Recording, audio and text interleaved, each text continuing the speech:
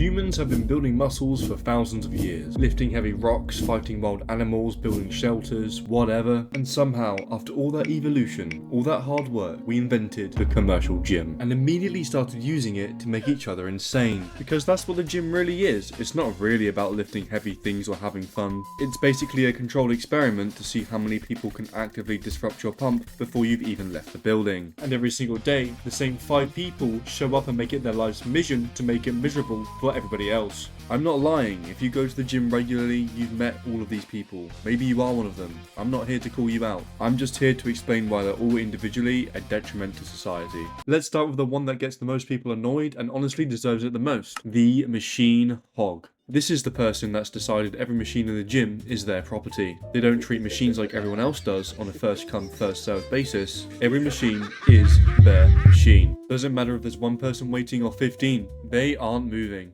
And the crazy part is, they just genuinely don't care. You'll have this massive queue building up behind them, everyone's doing that awkward little eye contact to let each other know who's next, and they're just sat there like they've got absolutely nowhere else to be. Not letting anyone work in, not acknowledging the queue, just existing. Meanwhile, everyone waiting from the other side of the gym is having the exact same thought.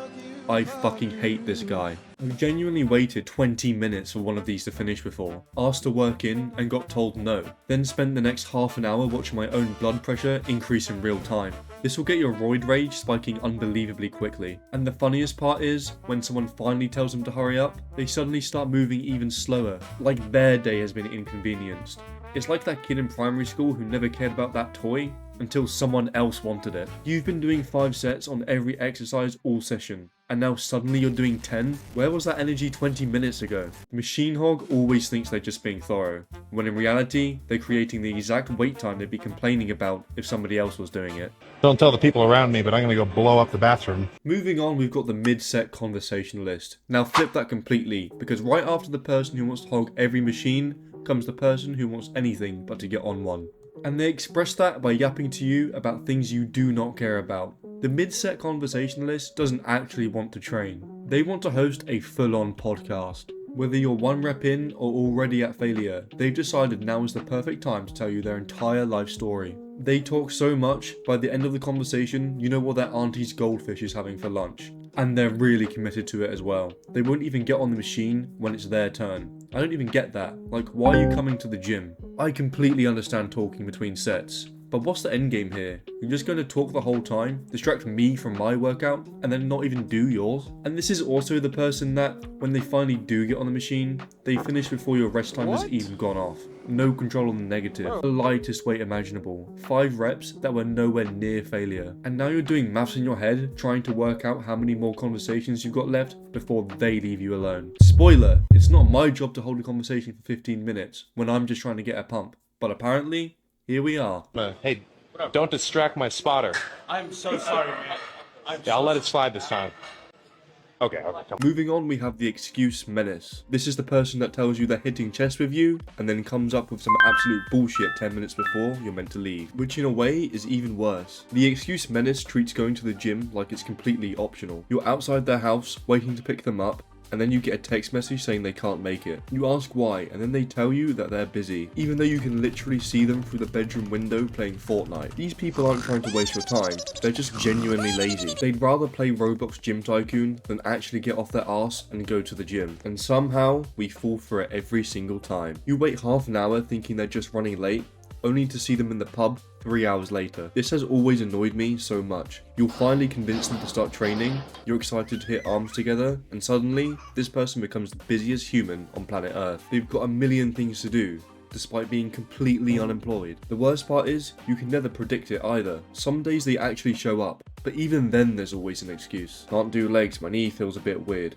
Can't bench, my shoulder's gone. Before you know it, they spent the whole session watching you train like they're some sort of spectator. And don't even get me started on when they finally get a girlfriend. That is it's prime excuse season. Nah mate, I'm ill.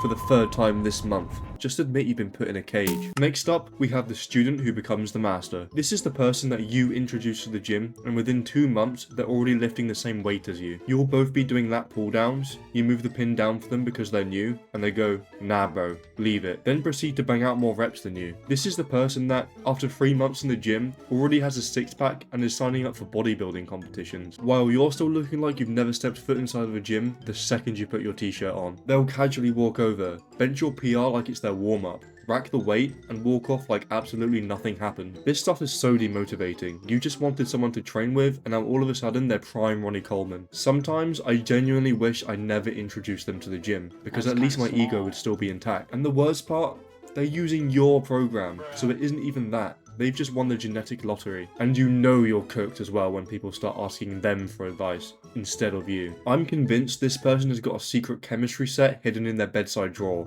if you know what I mean. Moving on, we've got the gym celebrity. This one's weird because on paper, he actually seems like the coolest person there, but then you realise he practically lives in the gym. I'm genuinely convinced this guy doesn't have a house. You can go at 6 AM on a Monday and he'll be there warming up. Come back at 9 PM on a Friday and he's still there. At this point, I don't even think he's a member anymore. I think he's just part of the equipment. I have one of these at my gym and the staff don't even scan him in anymore. They just give him a little nod as he walks through the door. This guy knows every single employee by name. I wouldn't be surprised if the receptionist asks him where people have left their water bottles. Half the time, you'll be walking between exercises and he'll stop you for a quick chat, which somehow turns to be a 20-minute conversation about how the gym used to be back in the day. Like he'll start telling you about the time someone squatted 300 kilos in the corner you're standing in now, even though you literally just asked if he was finished with the bench. The weird thing is, everybody knows this guy, not just the regulars, even people who come once a week somehow know exactly who he is. I'm sure if he changed gyms, attendance at the old one would genuinely drop by about 20%. The funny thing is, you can tell he just genuinely loves the place. Yeah, he probably spends a concerning amount of time there, but he's usually the first person to say hello when someone new walks in, and after you've had a few conversations with him, you actually start to like him. That's why he's the gym celebrity.